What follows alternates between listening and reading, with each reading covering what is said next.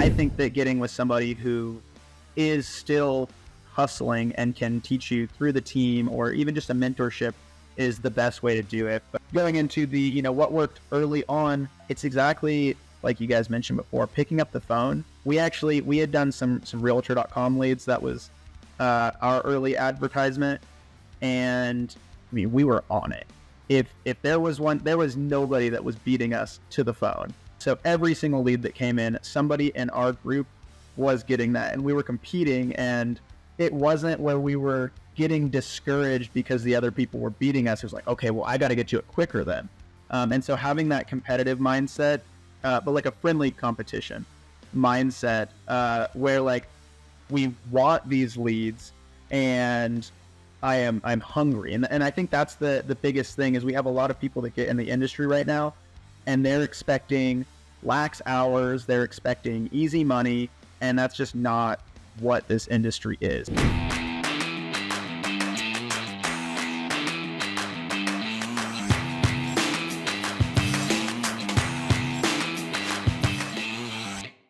You're listening to the number one real estate podcast in the world. We talk with real estate professionals all across North America about their wins, their losses, lessons, and stories helping you win in your local market today. My name's Cody from Sheridan Stream. Joined with Vikram Deal. I can literally touch him right now, which is really weird.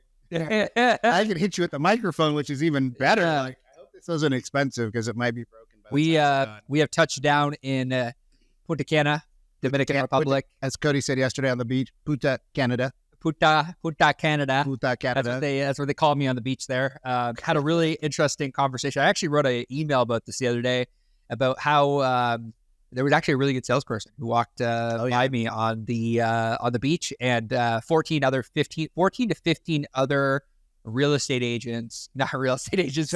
salespeople on the beach. 14 to 15 other salespeople on the beach. Man, you did a lot of realtors. I know, a lot of realtors on the beach. People selling sand these days. Trying to sell me their vacation packages. And times are tough. People are coming here to sell sand.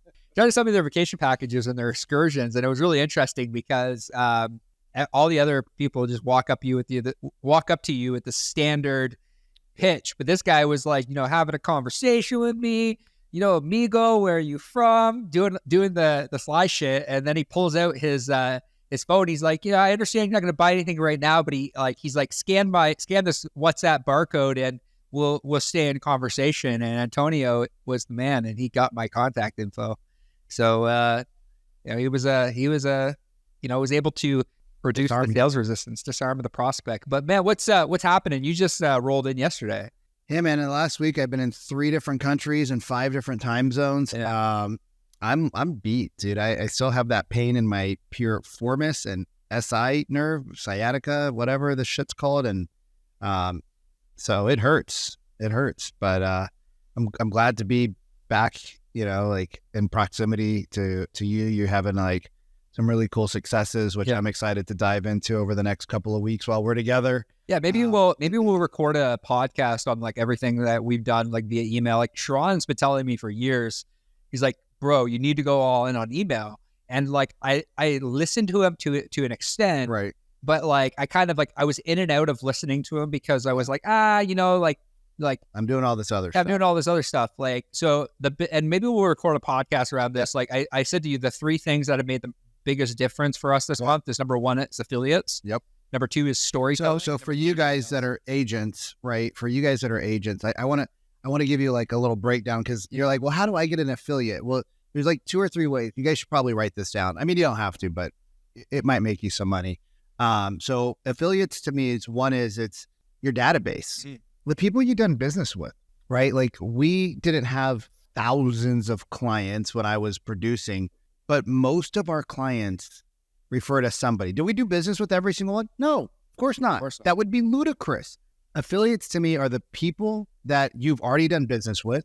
And then the second thing, an affiliate is to me, is the people you're sending your business to, your title and escrow people, your lenders, right? Your financial partners, your inspectors.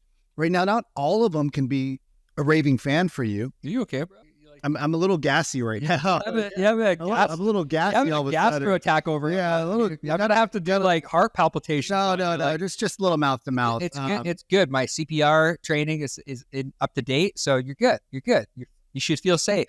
I don't think I need any mouth to mouth I from got you you, at bro. the moment. But no, like your people you're sending business to, right? But Vic, they already have 50 agents. Of course they do. Yeah. Right. A good inspector is going to be 30, 40, 50 inspectors or agents. How do you work that? Well, maybe they do videos with you. Maybe at your next client appreciation party, you have them sponsor and they have a little table where people can come and ask them questions about their property, right? So they're already, did that thing just give me a thumbs up because my finger did a thumbs up? Oh, it's doing another thumb. My God, I can't use my hands here. I'm literally doing thumb gestures. Our recording platform, Riverside, is becoming crazy. Like, look, it's just thumbs up after thumbs up over my face. That's amazing. But like we would have our partners show up to our, this is out of control. They would, you guys, if you're not watching this on YouTube, go watch our YouTube, the RE Agent Podcast, and watch my face just completely cover the entire time because Cody's having fun covering me with a thumb. Your people can come to an event. I have to keep my hand covered. Your people can come to your event. They can have a table there, right? They can co-sponsor the event. And now your clients, your prospects, whoever you invite can come and ask them questions. Hey, I saw this happening in my house. Hey, I heard this. Hey, like this, and this. And what happens is they get to share the knowledge that they might have asked you for, where you would have to ask somebody. But because you're the connecting point, you become the trusted advisor even more, right? So like affiliates don't just mean like Cody and I have an affiliate partnership with each other, right? If you need ISAs and lead generation service, you call Cody. If you need to know how to actually talk to those people, you call me, right? Like lead gen is hard. Talking to people's hard too, right? So you need to have two different things.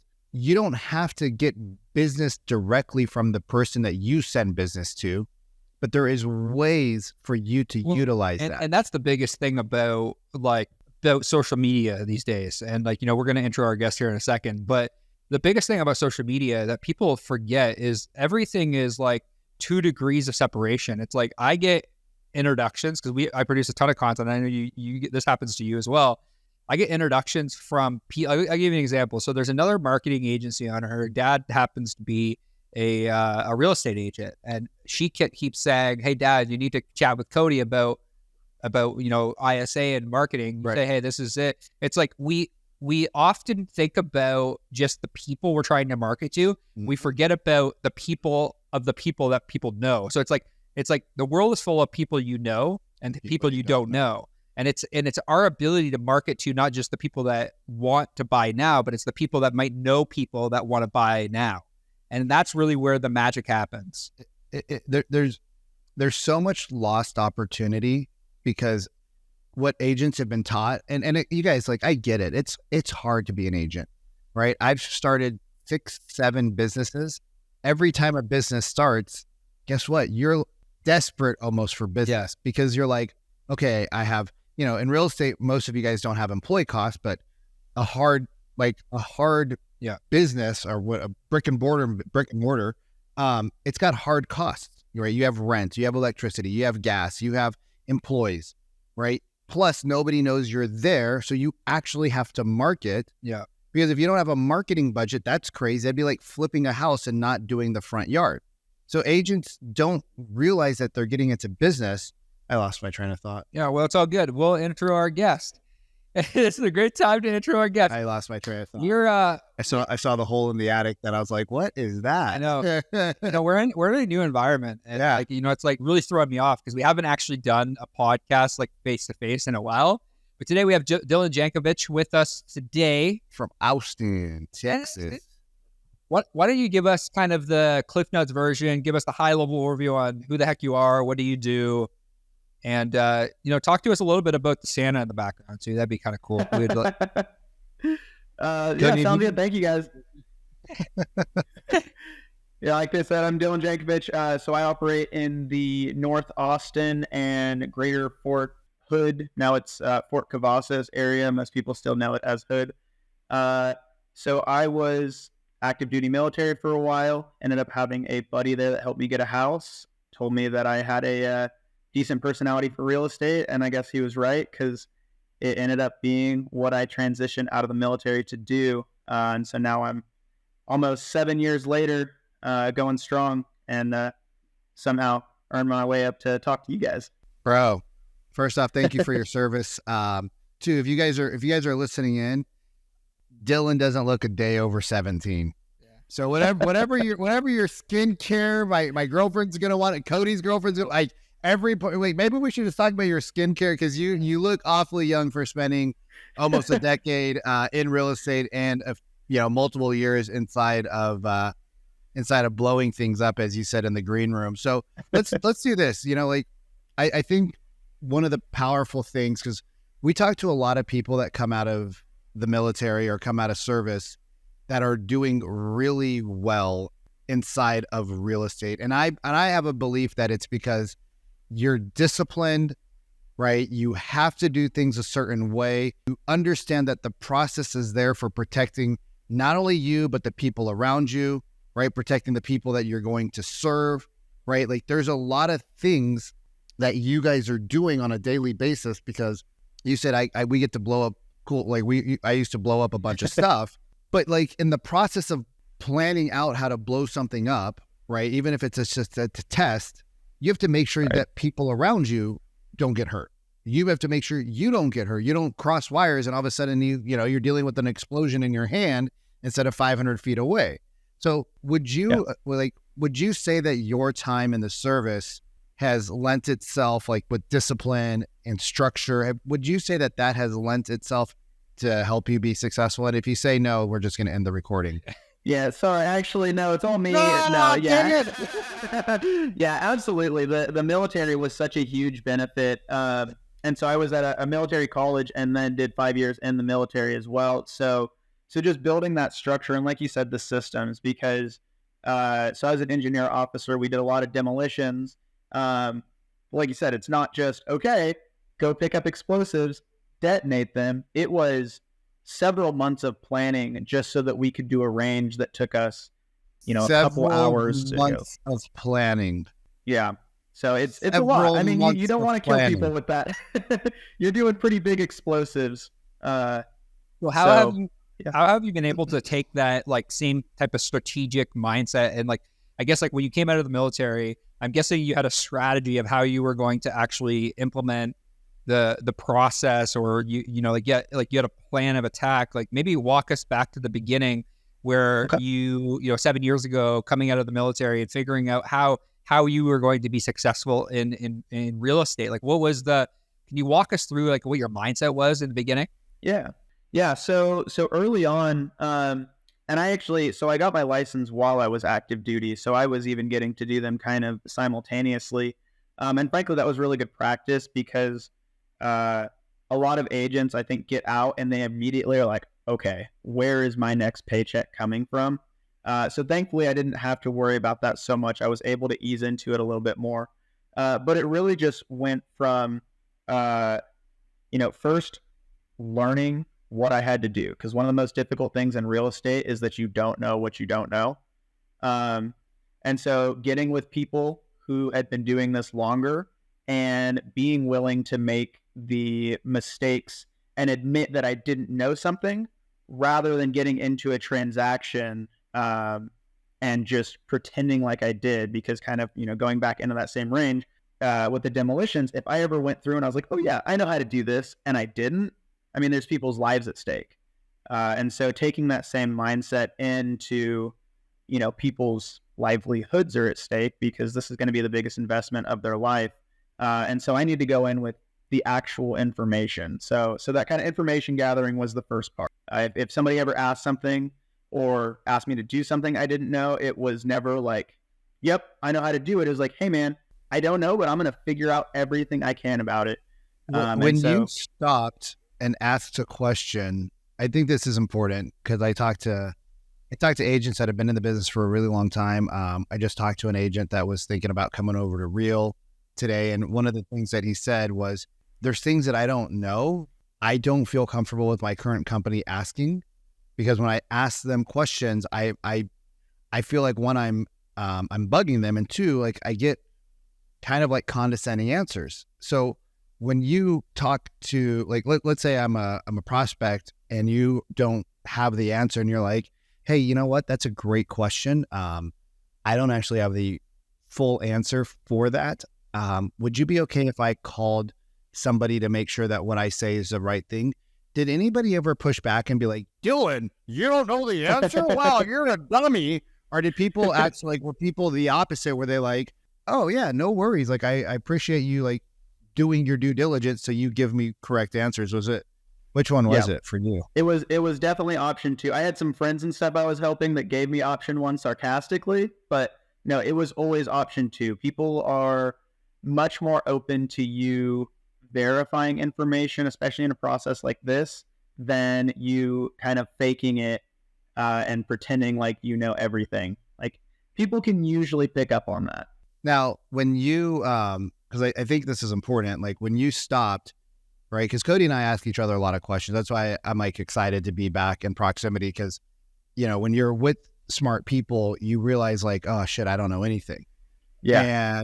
And so like when you're sitting there and you're stopping the process, and you're like, well, actually, you know, Cody, that's a great question. I'm gonna do some research, like, and get back to you on that so that I can give you like the best answer.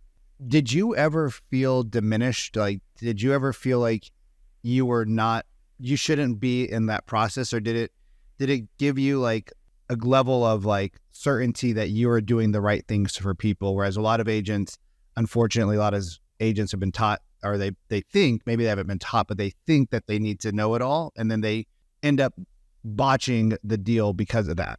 Yeah. So to answer that, one of my first clients that I ever had, they were wanting to get multifamily properties. They wanted to use their VA loan to purchase multifamily. They had been out, they're veterans, and I showed them a couple like 8-unit properties. Not knowing, right out the gate, bro. Yeah, right out the gate, just screw. And I got the meanest email from these guys that I've ever had, and that has stuck out in my mind. And that what do you mean? They sent me an email. Essentially, it was like, you clearly don't know what you're doing. You sent us these. This would have put us in a lot of trouble monetarily, and so we're already working with another agent. And I was like, I'm getting with another agent already. Like, I'm trying to get this figured out for you. I'm gonna make it right. And they were like, nah, you don't know anything. We're done with you. And that hurt so bad.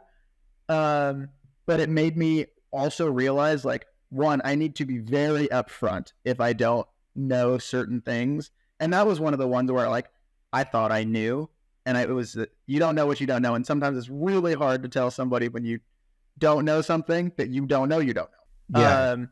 Because you don't know that you don't know.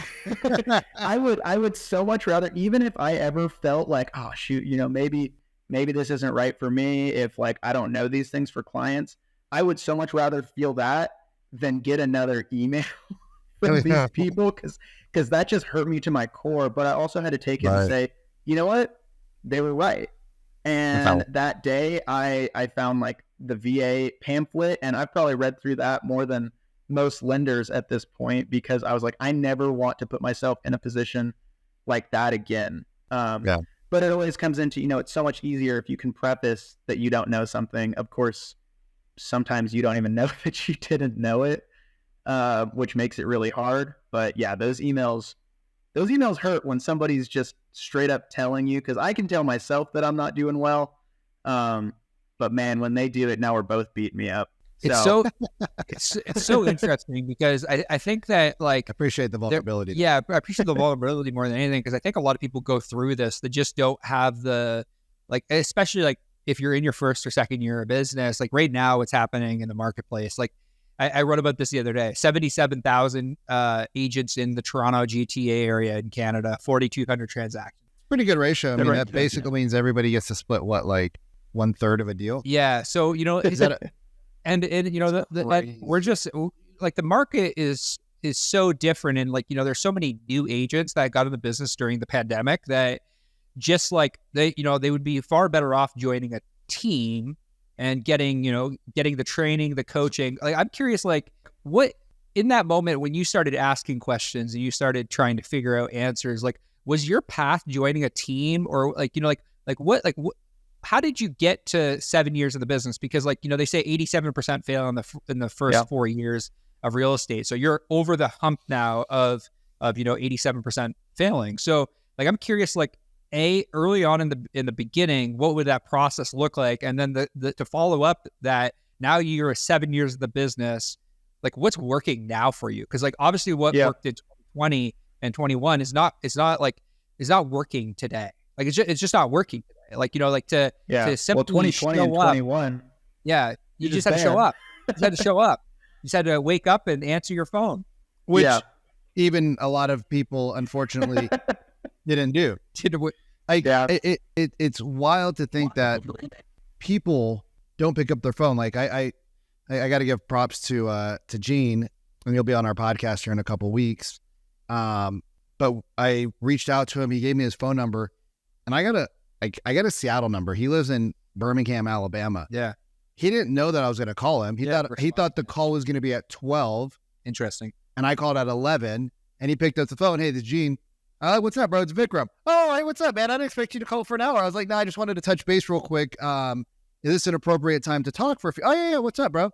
He's like, if I pick up my phone, I'm always available to talk. Otherwise, my phone goes to my assistant. He's like, but if my phone rings to me, I pick up, even if it's a spam number. Yeah, call, because you never know.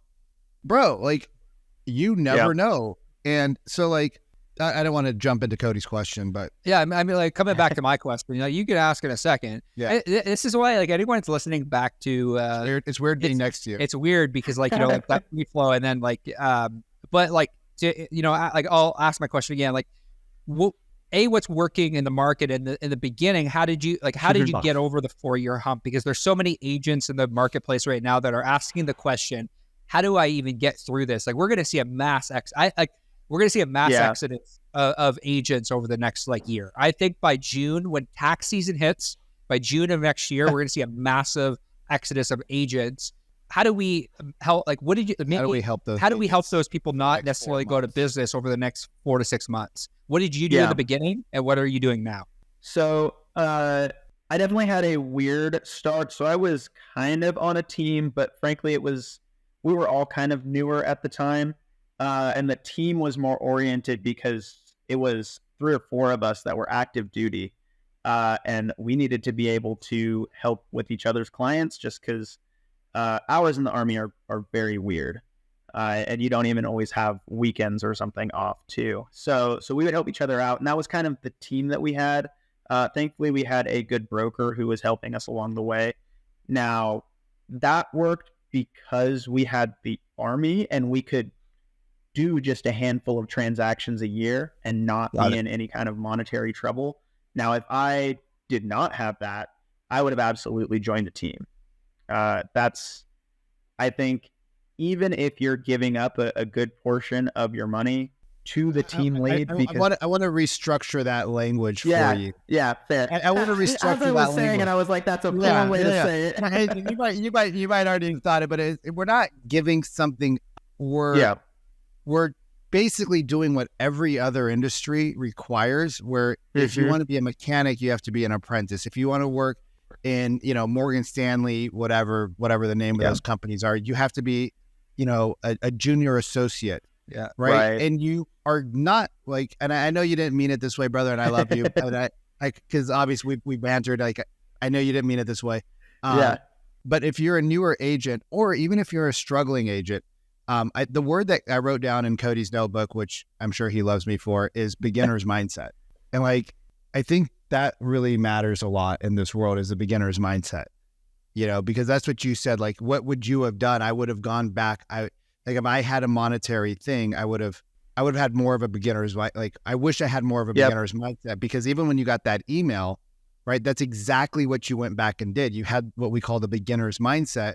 And I think sometimes we get good, or we get complacent, or we get told, or we get comfortable. I think it's told. I think more than anything, it's told. I think it's told. I think that's crazy. The broker, if you look at a lot of how brokers are set up, it's like, oh, you don't need to join a team because I'm going to help you. But then the broker doesn't actually do anything, especially in it's changing in the digital landscape, like in the digital broker landscape. But 100%, it's the broker telling the agent that they'll give them more than they actually will. So walk us through your journey. Over promising, under delivering. Yeah, over promise. Walk us through your journey. What's working now, and what's working Like what worked in the beginning? Because obviously you said you had the army, which is great. You had that. Right. But like, when did things click and how are things clicking now for you? Yeah. And I think that's a fantastic point you mentioned too about the difference with what brokers are saying and what they're doing. Whenever I talk to newer agents who are getting a start, I discuss that where I say, a broker that's going to help you out is great, but the issue is either your broker is usually not still in business because they're on just training, which means that they're not fully up to date on the market, or they are in business and they want to get their own sales too. And so it's this catch-22 where you're like, okay, well, damned if I do, damned if I don't. I think that getting with somebody who is still hustling and can teach you through the team or even just a mentorship is the best way to do it. But going into the, what worked early on, it's exactly like you guys mentioned before, picking up the phone. We had done some Realtor.com leads. That was our early advertisement. And I mean, we were on it. If there was one, there was nobody that was beating us to the phone. So every single lead that came in, somebody in our group was getting that, and we were competing, and it wasn't where we were getting discouraged because the other people were beating us. It was like, okay, well, I got to get to it quicker then. And so having that competitive mindset, but like a friendly competition mindset, where like we want these leads and I'm hungry. And I think that's the biggest thing is we have a lot of people that get in the industry right now and they're expecting lax hours. They're expecting easy money. And that's just not what this industry is. It's hard. It's competitive. And I anticipate that probably the vast, if you think back to when you first joined that team in the very beginning, how many of those agents are still in business? Like if you were to actually sit down and think about like from that team, like stats wise, 87% leave the business. So like 2 or 3 out of 10. Well, like what do you think makes, because like I really want to dive into your mindset because we talk about the what you went through at actually in the Army is totally different than what we'll ever go through in real estate, in business, in life. Our worst day is nothing in comparison to actually being shot at. And we've had other people from the Army on this podcast, but like their mindset is like the mindset's so different. Like how so crazy. Like aside from somebody coming out and choosing to go to the Army, aside from that, like how can somebody attain a mindset like yours that you're like, hey, like today's a good day. I'm not getting shot at. Like how did you? Damn! All I gotta do is pick up the phone and call 50 people, 100 people, and like, okay, one of them told me to F off, and one of them told me to go play in traffic and get killed, and like, one of them knew exactly the script that my broker told me to use, and that's it. Like, nobody's shooting it, and am I gonna be in a house with AC, bro? I'm in. But like in all seriousness, like how did walk me through your mindset, because I think that's honestly the most important thing. I think anyone listening back to this podcast, if we can get into your mindset, and somebody can even just take one specific tactic of how you get up in the morning and how you look at the world differently. Like if we pull one thing out of you, I think anyone listening to this podcast like can go off and have that same type of lifestyle that you have today. Like what would you say is that, like how does somebody attain this aside from actually going to war? Because they're not going to go to war. I mean, I wouldn't recommend that as the approved solution. Yeah. Well, if you fail real estate, your next step is go get bullet dodging training. You heard it here first from Cody Bay. Y'all, there it is. Cody said that. So yeah, man, walk us through your mindset, bro. So I'm very big on, incentives. So carrot, stick. Obviously, the stick side of that is you're not going to have money. But then the carrot side is, so what I was doing when I first started is I actually, you've got to take out the little bit of your commission stuff for, well, not a little bit, it's quite a bit for taxes and all of those things. But I would also set aside like a prize for each sale that I was doing. And Crazy. so I found, Love it. I had a bunch of things. I was like, I want this. I want this so bad. I'm going to fight for this. And if I get 3 closings, I can buy that. And that was how I had it set up. I literally had a note in my phone that was like, X amount, you get this. Y, you get this. And then I was going there to motivate myself so that I was like, okay, the next closing is not just like money or something. It is like, I get this prize. And so that was one of the things that I did to motivate myself as well. And I think everybody's mind is going to work differently, but I think in general, most people, if you have some sort of goal and you can do these short-term goals, something that's attainable, I think they'll push towards it a lot more than just like, oh, I don't want to be here. Like that kind of breeds a negative mindset where like, I don't want to be poor versus I want a drone. I want, I don't know, one of mine was the Oculus when that was first coming out, like stuff like that. Because those are the things that actually excite you. Money is just a means to get the things that you're excited about. Got it. So I think, if you're having trouble getting motivated, put what actually motivates you and make it a tangible goal. I want to follow this up really quickly because as you were talking about like the motivation, like it's become very apparent to me over the last couple of years that like people are either drawn towards pleasure or they're drawn away from pain. And as you were going through even the mindset of like, like the pleasure side of things of like, actually being able to buy something. I was listening to a Patrick Bet-David podcast the other day where he just put out a book called, Choose Your Enemies Wisely. And, when I think about the army, obviously the army there's enemies like that, like where it's like you're fighting against someone. And I thought about this the other day. I'm curious to know your answer. Maybe you don't have an answer, but I would be curious to hear your answer. But I was thinking about this the other day, and like he was telling this story about how him and his dad went to a function, and somebody insulted his dad, and Patrick Bet-David said we're leaving right now, and his dad's like, no, you're gonna embarrass me. He's like, no, we're leaving right now. They ended up leaving because he was the ride home, and he ended up explaining to his dad that no one will ever disrespect my father ever again, and this is before Patrick Bet-David had any money. It was Patrick Bet-David. Yeah. It was before he was This is before PBD was PBD, and he said no one will ever disrespect the name, and everyone will know the name Patrick Bet-David. They will know the Bet-David name, and obviously Patrick Bet-David went on to become a multi-millionaire. Yep. And I was thinking about this, and he was like talking about choosing your enemies wisely, and like I have chills down my spine even thinking about this right now because I thought about the moment that I went into entrepreneurship. It was the thing that drove me wasn't the pleasure of the freedom. It was actually I was running away from pain. And I was thinking about this the other day about how my ex-girlfriend at the time had said that I'll never make it in entrepreneurship. I'll never be able to start my own business. She literally told me that like I wouldn't amount to anything. And I was, and as he was explaining this on the podcast, I'm like, that bitch, like that is like, wow. That is literally what drove. That is literally what drove the most aggressive Cody I've ever seen. We can say that here. You can totally say the hell you want. I hope we bleep some of those words out. That literally, but legitimately, that I literally had because he they stopped the podcast for a second and they're like, just think about person that drove you towards success. And I'm like, it was the bitch that told me that I wasn't going to make it. And like, I was thinking about this the other day and I'm curious to know for you, like is everybody else uncomfortable right now?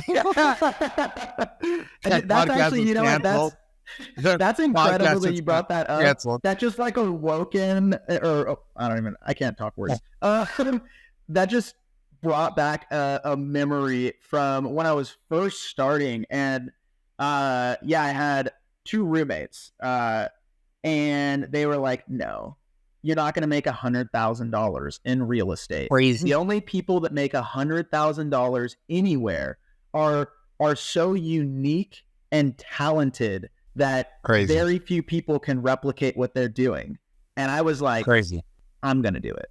And so I guess there was some of that too. Now it was not and X that I hate, but we all got our shit. Everyone's got their own issues. Dylan, do you have a good therapist by chance? I mean, I have one, but I don't know that he's ready for Cody. I don't want to put him through that. You know, he's a good guy. Like, I want to put him through yours first. There's some deeply seated. Yeah.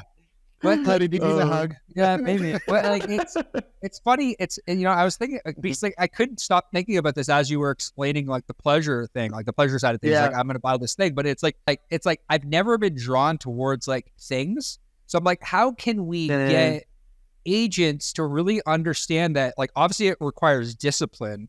And obviously, you can run towards pleasure, but like, there's this book that's coming out that I had, like, I can't wait to read it, but it's like Choose Your Enemies Wisely, about really trying to figure out like what the hell motivates you. So like today, it's like now you have some success and, like you're 7 years in business, you have success, you hit the 100,000.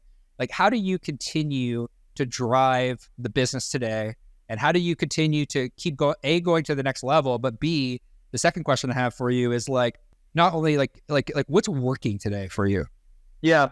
So how I continue to motivate myself to keep going to the next level. I think that there's a couple parts to it. So one, I do have an in-person assistant and I have 2 virtual assistants. And so I always look to that as like, all right, I want them to be more successful. A big motivator for me is to bring the people around me up. And so that we can all kind of have success together. And that's really motivating to me. And so, I want my assistant to, I want to be able to increase her pay. And that comes with me having to increase mine. So I have additional expendable income, stuff like that. So that is, bringing people on that you also want to bring up, especially when they're not at the level that you're at, I think is really helpful for me, because now it is, every once in a while I'm like, I'm so exhausted. Like I've done enough this year. I have enough. And I'm like, but if I don't do more, she doesn't get more because she gets a percentage off of what I'm making. So I'm like, all right, nope, we got to keep grinding. And then the other part of that, oh shoot, I'm completely losing my train of thought. So I'm gonna go into the what is working for me now, and I'll come back to that if I can remember. I'm just straight up squirrel right now. You're good. But yeah, so the things that are working for me, you guys talked about earlier, the affiliate stuff. That's a huge part of my business. So I actually don't spend anything on lead gen now. Now we'll support some events, but usually it's like a buddy doing something and I know that I'm not going to get any return on it. But my cleaner, my contractor, my TC, I don't really get a lot of leads from the inspectors, but those 3 specifically, I've gotten leads from all of them. And then additionally, I went to West Point, so we've got a big network. One of my big goals getting out of the Army was to be the #1 agent for my area on that. And so I'm constantly on there building that up and making sure that my name is still synonymous with the guy you've got to talk to if you're going to, Georgetown, Round Rock, that's kind of the North Austin area that I work, or Fort Cavazos. And then we also have kind of continued to build on that by creating the PCS Fort Cavazos page, which PCS, for those not in the military, is Permanent Change of Station. It is what we call it when people in the military are moved to a different duty station. So figuring out that like SEO word basically, so that people are like, okay, if I'm moving to Fort Cavazos, here's the page that I want to go on. And we've built that up and gotten quite a few leads off of that as well. So you're becoming a resource for your niche. Exactly. Right? And you really understand your niche. You've so you've understood your niche. You've understood what they need. You understood what they're looking for, right? You understood all of the things that they're needing because you were once that person, possibly. Yeah. Right. And so you really have like a boots on the ground, no pun intended, but boots on the ground knowledge of what they're facing. Right. Like, I remember when I was And I was talking to Sharon a couple of years ago. You might have been a part of the conversation somewhere in there. But I was talking to Sharon and I was talking to Bedros Koulian, and I'm like, I'm kind of stuck, like I love mindset stuff, right? And I really train and coach well to that. But I also love helping people with sales. And they're like, well, why do you like both? I was like, I love mindset because it's kind of like the unlocking. They're like, okay, that makes sense, because if you can unlock and open people up, it changes their life, right? Like Tony Robbins changes people's lives. I was like, that feels really good. He's like, all right, cool. He's like, then what else? Like, what do you like about selling? I was like, well, I like to teach people how to sell, because if people know how to sell, then they can go to Tony Robbins. They can do more stuff. They can do one-on-one with me. Like, there's a lot of aspects around there. And instead of trying to be everything to everybody, which is what most people try to do, like when you said, hey, Vic, I'm only working with teams, Cody, I was like, cool. Why? You're like, because I want to work with certain caliber of systems and operations. And when you started messaging to that, the same thing you're talking about, but a lot of agents, you guys think that you have to service people 400 miles away. Yeah. Right. And like even today, and Cody was here, which is cool, but I was talking to an agent last week that found me on Instagram. He's like, oh, hey, you're part of Real Brokers. I was like, yeah. And I don't really promote it that often. Like I kind of talk about it here and there. And he goes, but I'd love to jam with you because I like your content, but I don't know like where I should go. And I'm like, well, where do you live? He's like, Birmingham, Alabama. I'm like, cool. Well, what do you need? He's like, I need X, Y, and Z. And he needed somebody boots on the ground to support him. And I was like, well, why don't we find somebody that you look up to that's already part of our company? He's like, why would you do that? I said, because what we're doing is a collaboration here. We're working together. And so now he's possibly thinking about joining from another cloud-based brokerage, and he's going to be a co-sponsor with me and the other guy. It's understanding who do you want to attract, right? Understanding your niche and then becoming the best person to partner with that person. And if you do that enough times, your business grows naturally. We do got to wrap up here. You're good. And like, we're going to have you back on. Yeah, this is fun. This is great. We're going to have you back on. Well, first time Cody ever said that and the B word at the same time. So just so you know, well, you have sparked something in Cody that I have rarely seen outside of like 16 shots of tequila. You have sparked something in Cody, which I'm impressed, brother. We really appreciate you taking time out of your day in order to chat with us and just share with us mindset and share with us like the things that are driving you and driving your success. Like if somebody were to want to chat with you, maybe it's an agent-to-agent referral. Maybe they want to learn a little bit more about what you're up to. Maybe it's joining you and what you're doing. Like, where's the best place that we can send them for them to have a conversation with you? Yeah. So I mean, I usually give out cell phone. I'm always on that because I always answer my phone. But alternatively, my Facebook or my Instagram, Jankovich Real Estate. You have to check here for the spelling for my last name. I know that's a difficult. I just found somebody recently that's got a very similar spelling, but yeah, that was a different story for a different time. But yeah, Facebook, Instagram, or if you just want to shoot me a text sometime, then I am always open. We'll throw that all in the comment section below. Dylan, man, I want to say thank you for joining us today, and I want to say thank you for tuning into another episode of the RE Agent Podcast. Got any value out of today? Any value? Yeah. All we ask is that you leave us a review on iTunes. We've doubled the downloads. People are listening more. Like we're reaching more real estate agents with great information. Yeah. So if you have somebody in your office that is that might find this useful, share this episode with them. Your team leader, your broker.